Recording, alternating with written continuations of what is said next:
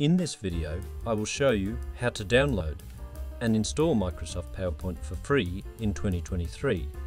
There are two ways to do this, but both of them require a Microsoft account.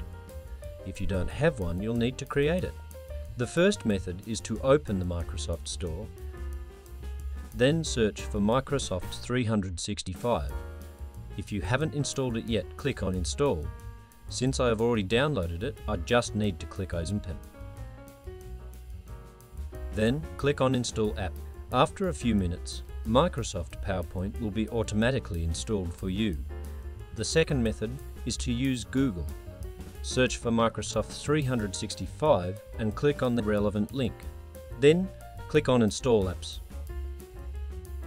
Alternatively, you can use the free version of PowerPoint, which is available on the left side of the page.